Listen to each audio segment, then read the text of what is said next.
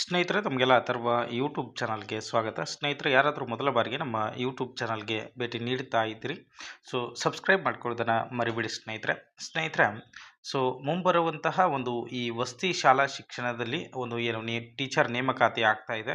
So ಅದಕ್ಕೆ ಸಂಬಂಧಪಟ್ಟಂತೆ ದಾಖಲಾತಿಗಳು ಯಾವ್ಯಾವೆಲ್ಲ ಬೇಕಾಗ್ತವೆ ಅನ್ನೋದ್ರ ಬಗ್ಗೆ ಸೊ ಸಂಕ್ಷಿಪ್ತವಾಗಿ ನಾವಿಲ್ಲಿ ಗಮನಿಸ್ತಾ ಬರೋಣ ಸ್ನೇಹಿತರೆ. ಸೊ ಆಲ್ಮೋಸ್ಟ್ ಏನು ಅಂತಂದರೆ 15/7/2026ಕ್ಕೆ ಸೊ ಅರ್ಜಿ ಸಲ್ಲಿಸೋದಕ್ಕೆ ಆರಂಭ ಆಗ್ತದೆ. ಸೊ ಆನ್ಲೈನ್ ಮುಖಾಂತರ ಅರ್ಜಿ ಸಲ್ಲಿಸಲು ಕೊನೆಯ ದಿನಾಂಕ ಅಂದರೆ 13/8/2026. ಸೊ ಈ 13/8/2026 ಒಳಗಾಗಿ ಕೆಲವೊಂದಿಷ್ಟು ದಾಖಲಾತಿಗಳನ್ನ ನೀವು ತೆಗೆಸಿಟ್ಕೋಬೇಕಾಗ್ತದೆ. ಸೊ ಆ ದಾಖಲಾತಿಗಳು ಯಾವೆಲ್ಲ ಅಂತೇಳಿ ಸ್ವಲ್ಪ ನಾವಿಲ್ಲಿ ಗಮನಿಸ್ತಾ ಬರೋಣ ಸ್ನೇಹಿತರೆ. ಸೊ ಇಲ್ಲಿ ಜಾತಿ ಅಥವಾ ಮೀಸಲಾತಿ ಪ್ರಮಾಣ ಪತ್ರಗಳು ಅಂತ ಹೇಳಿ ಬಂದಾಗ ಸೊ ಪರಿಶಿಷ್ಟ ಜಾತಿ ಪರಿಶಿಷ್ಟ ಪಂಗಡಕ್ಕೆ ಸೇರಿದಂತಹ ಅಭ್ಯರ್ಥಿಗಳು ಸೊ ನಮೂನೆ ಡಿ ಅಂತಕ್ಕಂಥದ್ದು ಬರ್ತದೆ. ಸೊ ತಮಗೆ ಸಂಬಂಧಪಟ್ಟಂತಹ ಒಂದು ಪರಿಶಿಷ್ಟ ಜಾತಿ ಮತ್ತು ಪರಿಶಿಷ್ಟ ಪಂಗಡಕ್ಕೆ ಸೇರಿದಂತಹ ಒಂದು ಪ್ರಮಾಣ ಪತ್ರ. ಸೊ ಮೀಸಲಾತಿಯ ಸಂಬಂಧಪಟ್ಟಂತೆ ಪ್ರವರ್ಗ 1ಕ್ಕೆ ಸಂಬಂಧಪಟ್ಟಂತಹ ಅಭ್ಯರ್ಥಿಗಳಿಗೆ ನಮೂನೆ ಇ ಅಂತಕ್ಕಂಥದ್ದು ಬರ್ತದೆ. ಸೊ ಈ ಒಂದು ಸರ್ಟಿಫಿಕೇಟನ್ನು ನೀವು ತೆಗೆಸ್ಬೇಕಾಗ್ತದೆ. ಇದು ನೀವೇನು ಜಾತಿ ಆದಾಯ ಪ್ರಮಾಣ ಪತ್ರ ಅಂತಿರಲ್ಲ, ಸೊ ಅದೇ ಅದರಲ್ಲಿ ಅವರು ಏನು ಹೇಳ್ತಾರೆ ಅಂತಂದರೆ ನೌಕರಿ ಸಲುವಾಗಿ ತೆಗೆಸಿರ್ತಕ್ಕಂತಹ ಒಂದು ಜಾತಿ ಮತ್ತು ಆದಾಯ ಪ್ರಮಾಣ ಪತ್ರವನ್ನು ನೀವು ತಗೋಬೇಕು ಅಂತೇಳಿ. ನೆಕ್ಸ್ಟು ಪ್ರವರ್ಗ 2A 2B 3A ಮತ್ತು 3B ಮೀಸಲಾತಿಗೆ ಸೇರಿದ ಅಭ್ಯರ್ಥಿಗಳು ನಮೂನೆ ಎಫ್ ಅಂತಕ್ಕಂಥದ್ದು ಬರ್ತದೆ. ಸೊ ಅದನ್ನು ನೀವು ತೆಗೆಸ್ಕೊಳ್ಬೇಕಾಗ್ತದೆ ಸ್ನೇಹಿತರೆ, ಓಕೆನಾ. ಸೊ ಇಲ್ಲಿ ಹೇಳ್ತಾ ಇದ್ದಾರೆ ನೋಡ್ರಿ, ಉದ್ಯೋಗಕ್ಕಾಗಿ ಪಡೆದ ಜಾತಿ ಮತ್ತು ಆದಾಯ ಪ್ರಮಾಣ ಪತ್ರಗಳನ್ನು ಮಾತ್ರ ಪರಿಗಣಿಸಲಾಗುವುದು ಅಂತೇಳಿ ಸೊ ಕೊಟ್ಟಿದ್ದಾರೆ. ಇಲ್ಲಿ ತಿಳಿಸ್ತಾ ಇದ್ದಾರೆ ಸ್ನೇಹಿತರೆ, ತಾವಿಲ್ಲಿ ಅಬ್ಸರ್ವ್ ಮಾಡ್ಬೋದು. ಅರ್ಜಿ ಸಲ್ಲಿಸಲು ನಿಗದಿಪಡಿಸಿದ ಕೊನೆಯ ದಿನಾಂಕದಂದು ಚಾಲ್ತಿಯಲ್ಲಿರುವಂತಹ ಮೀಸಲಾತಿ ಪ್ರಮಾಣ ಪತ್ರವನ್ನು ಸಂಬಂಧಿಸಿದ ತಹಸೀಲ್ದಾರ್ ಅವರಿಂದ ಅಂದರೆ ತಹಸೀಲ್ದಾರ್ ಅವರ ಸಹಿ ಮತ್ತು ಮೊಹರು ಅಥವಾ ಬಾರ್ಕೋಡ್ ಹಾಲೋಗ್ರಾಮ್ ಮತ್ತು ವಾಟರ್ ಮಾರ್ಕ್ನೊಂದಿಗೆ ಪಡೆದುಕೊಂಡಿರತಕ್ಕದ್ದು. ಅಂದರೆ ಸೊ ಅರ್ಜಿ ಸಲ್ಲಿಸೋದಕ್ಕೆ ನಿಮಗೆ ಅಂತಿಮವಾದಂತಹ ದಿನಾಂಕ ಯಾವುದು ಅಂದರೆ 13/8/2026, ಓಕೆನಾ.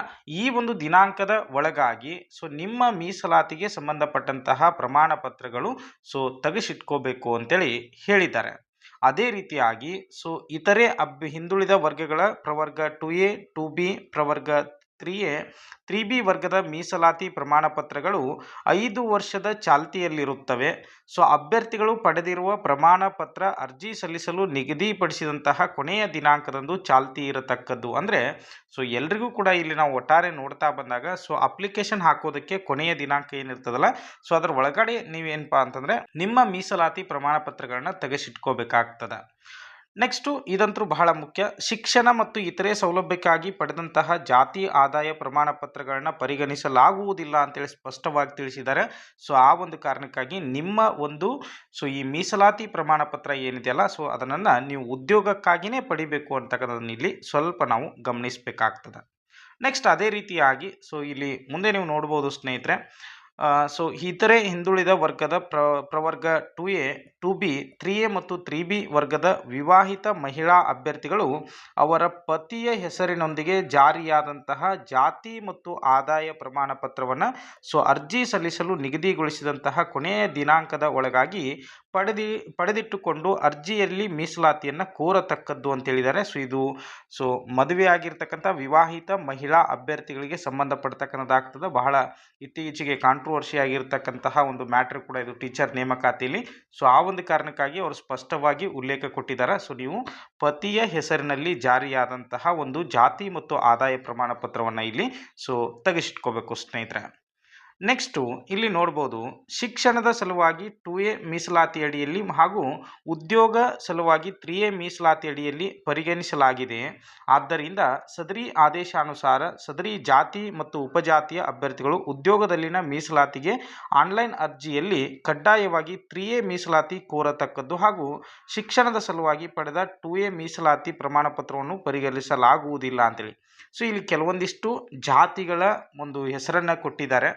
ಸೊ ಅವು ಯಾವ್ಯಾವ ಅನ್ನೋದು ಕೂಡ ಇಲ್ಲಿ ಅಪ್ಲಿಕೇಶನ್ನಲ್ಲಿದೆ, ಹೌದಾ. ಸೊ ಆ ಜಾತಿಗೆ ಸಂಬಂಧಪಡ್ತಕ್ಕಂಥವ್ರು ಶಿಕ್ಷಣದ ಸಲುವಾಗಿ 2A ಮೀಸಲಾತಿ ಅಡಿಯಲ್ಲಿ ಬರ್ತಾರೆ ಹಾಗೂ ಉದ್ಯೋಗದ ಸಲುವಾಗಿ ಅವರು 3A ಮೀಸಲಾತಿ ಅಡಿಯಲ್ಲಿ ಬರ್ತಾರೆ. ಸೊ ಅವ್ರು ಏನು ಮಾಡಬೇಕು ಅಂತಂದರೆ ನೀವು ಉದ್ಯೋಗದ ಸಲುವಾಗಿ ಸೊ 3A ಮೀಸಲಾತಿ ಪ್ರಮಾಣ ಪತ್ರವನ್ನು ಪಡ್ಕೋಬೇಕು, ಹೌದಾ. ಇಲ್ಲಿ ಯಾವ್ಯಾವ ಜಾತಿಗಳಿದ್ದಾವೆ ಅನ್ನೋದನ್ನು ಸ್ವಲ್ಪ ನೀವು ಅಬ್ಸರ್ವ್ ಮಾಡ್ಕೊಂಡು ಇದನ್ನು ನೀವು ತೆಗೆಸ್ಕೊಡ್ರಿ. ಸೊ ನೆಕ್ಸ್ಟು ಗ್ರಾಮೀಣ ಅಭ್ಯರ್ಥಿ ಅಂತಕ್ಕಂಥದ್ದು. ಸೊ ಗ್ರಾಮೀಣ ಮೀಸಲಾತಿ, ಗ್ರಾಮೀಣ ಅಭ್ಯರ್ಥಿತ್ವದ ಮೀಸಲಾತಿಯನ್ನು ಕೋರಿರ್ತೀರಿ. ಸೊ ಆಲ್ಮೋಸ್ಟ್ ಏನು ಅಂತಂದರೆ ಆದೇಶ ಸಂಖ್ಯೆ ಏನಿದೆ ನೋಡ್ರಿ ಸ್ನೇಹಿತರೆ, ಸರ್ಕಾರಿ ಅಧಿಸೂಚನೆಯ ಸಂಖ್ಯೆ 59 ಶಾಸನ 2000 ದಿನಾಂಕ 6/1/2001 ಅನ್ವಯ ಗ್ರಾಮೀಣ ಮೀಸಲಾತಿಯಡಿ ಅರ್ಜಿ ಸಲ್ಲಿಸುವಂತಹ ಅಭ್ಯರ್ಥಿಗಳು ನಿಯಮಗಳ ರೀತ್ಯ 1ರಿಂದ 10ನೇ ತರಗತಿಯವರೆಗೂ ಗ್ರಾಮೀಣ ಮೀಸಲಾತಿಗೆ ಒಳಪಡುವ ಪ್ರದೇಶಗಳಲ್ಲಿ ವ್ಯಾಸಂಗ ಮಾಡಿ ಉತ್ತೀರ್ಣರಾದಲ್ಲಿ ಮಾತ್ರ ಈ ಮೀಸಲಾತಿಯನ್ನು ಪಡೆಯಲು ಅರ್ಹರು ಅಂತೇಳಿ ಕೊಟ್ಟಿದ್ದಾರೆ. ಸೊ 1ರಿಂದ 10ನೇ ತರಗತಿಯವರೆಗೂ ಕೂಡ ನೀವು ಗ್ರಾಮೀಣದಲ್ಲಿ ಅಧ್ಯಯನ ಮಾಡಿದ್ರಿ ಅಂತಂದರೆ ಈ ಒಂದು ಮೀಸಲಾತಿಗೆ ನೀವು ಅನ್ವಯ ಆಗ್ತೀರಿ ಸ್ನೇಹಿತರೆ. ಸೊ ಅದನ್ನು ಅವರು ಇಲ್ಲಿ ತಿಳಿಸ್ತಾ ಇದ್ದಾರೆ. ಸೊ ನಮೂನೆ 2 ಅಂತಕ್ಕಂಥದ್ದು ಬರ್ತದೆ. ಇಲ್ಲಿ ನೋಡ್ಬೋದು, ಗ್ರಾಮೀಣ ಅಭ್ಯರ್ಥಿಗಳೆಂದು ಮೀಸಲಿರಿಸಿದ್ದ ಹುದ್ದೆಗಳಿಗೆ ಅರ್ಜಿ ಸಲ್ಲಿಸಲು ಸಾಮಾನ್ಯ ಅರ್ಹತೆಯ ಅಭ್ಯರ್ಥಿಗಳು ಸರ್ಕಾರಿ ಆದೇಶ ಸಂಖ್ಯೆ, ಸೊ ಇಲ್ಲಿ ಏನು ಕೊಟ್ಟಿದ್ದಾರಲ್ಲ ಈ ಆದೇಶ ಸಂಖ್ಯೆ ದಿನಾಂಕ 13/2/2001 ಅನ್ವಯ ನಮೂನೆ 2 ಸಂಬಂಧಪಟ್ಟ ಶಾಲೆಯ ಮುಖ್ಯೋಪಾಧ್ಯಾಯರ ಸಹಿ ಮತ್ತು ಕ್ಷೇತ್ರ ಶಿಕ್ಷಣಾಧಿಕಾರಿಗಳ ಮೇಲ್ರುಜುವಿನೊಂದಿಗೆ ಹಾಗೂ ಈ ಪ್ರಮಾಣ ಪತ್ರವಲ್ಲದೆ ಮೇಲು ಸ್ತರಕ್ಕೆ ಸೇರಿಲ್ಲದಿರುವ ಬಗ್ಗೆ ನಮೂನೆ 1ರಲ್ಲಿ ಪ್ರಮಾಣ ಪತ್ರವನ್ನು ಕಡ್ಡಾಯವಾಗಿ ಸಂಬಂಧಿಸಿದ ತಹಸೀಲ್ದಾರ್ ಅವರಿಂದ ನಿಗದಿಪಡಿಸಿದ ಕೊನೆಯ ದಿನಾಂಕದೊಳಗೆ ಪಡೆದಿರತಕ್ಕದ್ದು. ಅಂತೆಯೇ ಗ್ರಾಮೀಣ ಮೀಸಲಾತಿ ಕೋರುವ ಪರಿಶಿಷ್ಟ ಜಾತಿ, ಪರಿಶಿಷ್ಟ ಪಂಗಡ, ಸೊ ಪ್ರವರ್ಗ 1, ಪ್ರವರ್ಗ 2 ಏನು ಮೀಸಲಾತಿ ಬರ್ತವೆ ಸೇರಿದ ಅಭ್ಯರ್ಥಿಗಳು ಕಡ್ಡಾಯವಾಗಿ ಗ್ರಾಮೀಣ ಮೀಸಲಾತಿಯ ಪ್ರಮಾಣ ಪತ್ರವನ್ನು ನಮೂನೆ 2ರಲ್ಲಿ ನಿಗದಿಪಡಿಸಿದ ಕೊನೆಯ ದಿನಾಂಕದೊಳಗೆ ಸಂಬಂಧಪಟ್ಟ ಶಾಲೆಯ ಮುಖ್ಯೋಪಾಧ್ಯಾಯರ ಸಹಿ ಮತ್ತು ಕ್ಷೇತ್ರ ಶಿಕ್ಷಣಾಧಿಕಾರಿಗಳ ಮೇಲ್ರುಜುವಿನೊಂದಿಗೆ ಪಡೆದಿರತಕ್ಕದ್ದು ಅಂತ ಹೇಳಿದ್ದಾರೆ. ಸೊ ನೀವು ಏನು ಮಾಡಬೇಕು ಅಂತಂದರೆ ಸಾಮಾನ್ಯ ಅಭ್ಯರ್ಥಿಗಳಾಗಿದ್ದರೆ ಸೊ ನೀವು ಏನು ಮಾಡಬೇಕು ಅಂತಂದರೆ ಇಲ್ಲಿ ಸಂಬಂಧಪಟ್ಟಂಥ ನಮೂನೆ 2, ಓಕೆನಾ.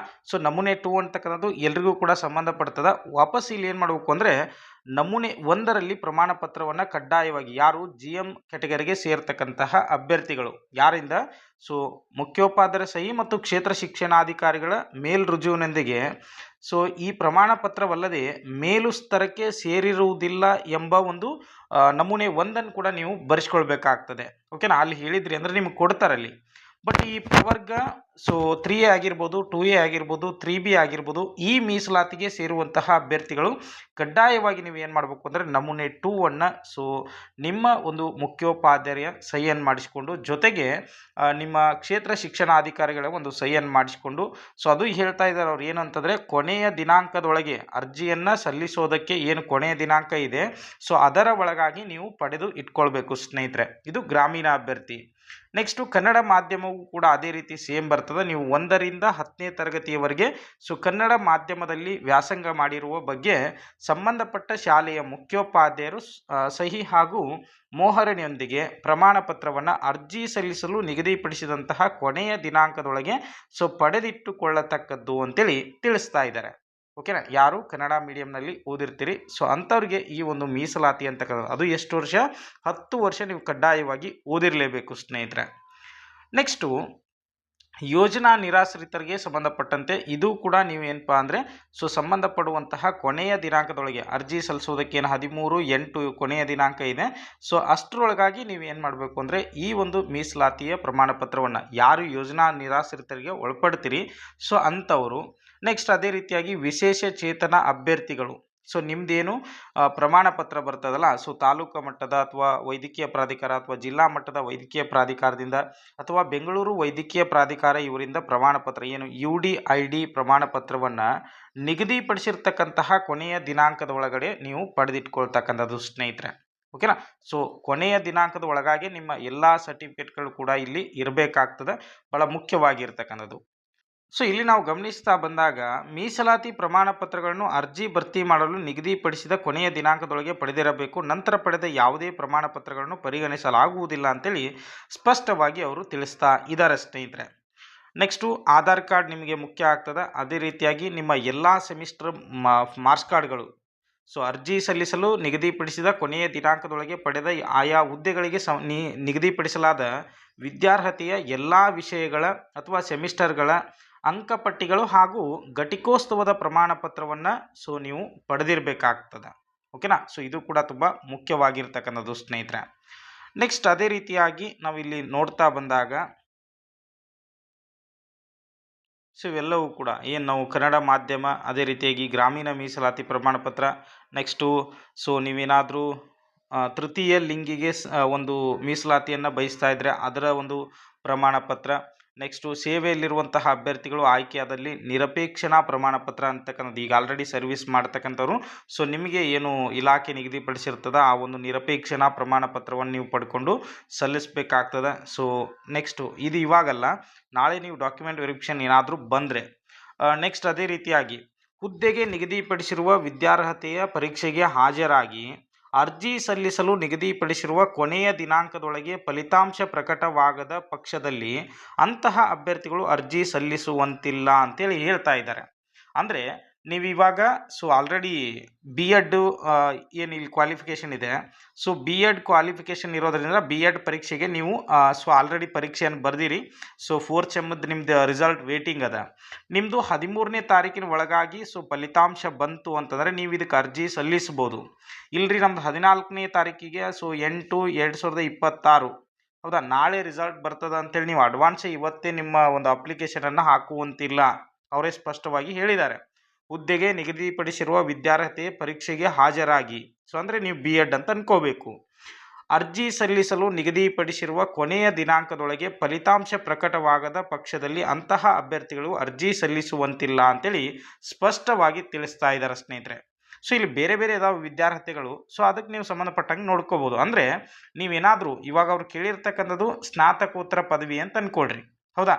ಆ ಸ್ನಾತಕೋತ್ತರ ಪದವಿ ಒಳಗೆ ನೀವೇನಾದರೂ ಸೊ ಇಲ್ಲಿ ಸ್ನಾತಕೋತ್ತರ ಪದವಿ ಅಂತಕ್ಕಂಥದ್ದೇ ಬರೋದಿಲ್ಲ, ಬಿ ಎಡ್ ಕಂಪಲ್ಸರಿ ಆಗಿರಲೇಬೇಕಾಗ್ತದೆ. ಸೊ ಆ ಒಂದು ಕಾರಣಕ್ಕಾಗಿ ಸ್ವಲ್ಪ ನೀವು ಇದನ್ನು ಗಮನಿಸ್ಕೊಳ್ಬೇಕು. ಫಲಿತಾಂಶ ಪ್ರಕಟವಾದರೆ ಮಾತ್ರ ನೀವು ಇಲ್ಲಿ ಅಪ್ಲಿಕೇಶನನ್ನು ಹಾಕೋದಕ್ಕೆ ಬರ್ತದೆ, ಇಲ್ಲ ಅಂತಂದರೆ ಸೊ ಬರೋದಿಲ್ಲ ಸ್ನೇಹಿತರೆ. ಸೊ ಇಷ್ಟು ಮಾಹಿತಿ ಏನಾಗಿರ್ತದೆ ಅಂದರೆ ಸೊ ಆಲ್ಮೋಸ್ಟ್ ಏನಪ್ಪ ಅಂದರೆ ಈ ಮುಂಬರುವಂತಹ ವಸತಿ ಶಾಲಾ ಶಿಕ್ಷಕರ ನೇಮಕಾತಿಗೆ ಅಂದರೆ ನೀವು 13/8/2026 ನಿಮ್ಮ ಎಲ್ಲ ಡಾಕ್ಯುಮೆಂಟ್ಸ್ಗಳನ್ನ ನೀವು ತೆಗೆಸಿಟ್ಕೋಬೇಕು. ಸೊ ಕ್ಯಾಸ್ಟ್ ಇನ್ಕಮ್ ಆಗಿರ್ಬೋದು, ಅದೇ ರೀತಿ ಗ್ರಾಮೀಣ ಆಗಿರ್ಬೋದು, ನೆಕ್ಸ್ಟ್ ಯೋಜನಾ ನಿರಾಶ್ರಿತರಾಗಿರ್ಬೋದು, ಅದೇ ರೀತಿಯಾಗಿ ಕನ್ನಡ ಮಾಧ್ಯಮ ಆಗಿರ್ಬೋದು, ಹೌದಾ. ನೆಕ್ಸ್ಟ್ ಇನ್ನೂ ಏನೇನು ಬೇರೆ ಬೇರೆ ಮೀಸಲಾತಿಗೆ ನೀವೇನಾದರೂ ಒಳಪಡುತ್ತಿದ್ರಿ ಅಂತಂದರೆ ಆ ಎಲ್ಲ ಮೀಸಲಾತಿಗಳ ಪ್ರಮಾಣ ಪತ್ರಗಳು ಸೊ ಈ ಒಂದು ಡೇಟ್ನಲ್ಲೇ ಇರಬೇಕಾಗ್ತದೆ ಸ್ನೇಹಿತರೆ, ಓಕೆನಾ. ಸೊ ಇನ್ನೂ ಏನಾದರೂ ಡೌಟ್ಸ್ಗಳಿದ್ದರೆ ನೀವು ಕಮೆಂಟಲ್ಲಿ ತಿಳಿಸ್ಬೋದು. ನೆಕ್ಸ್ಟ್ ವೀಡಿಯೋದಲ್ಲಿ ನಾನು ನಿಮಗೆ ಅಪ್ಡೇಟ್ ಮಾಡ್ತಾ ಹೋಗ್ತೀನಿ ಸ್ನೇಹಿತರೆ. ಸೊ ಎಲ್ರಿಗೂ ಕೂಡ ಧನ್ಯವಾದಗಳು.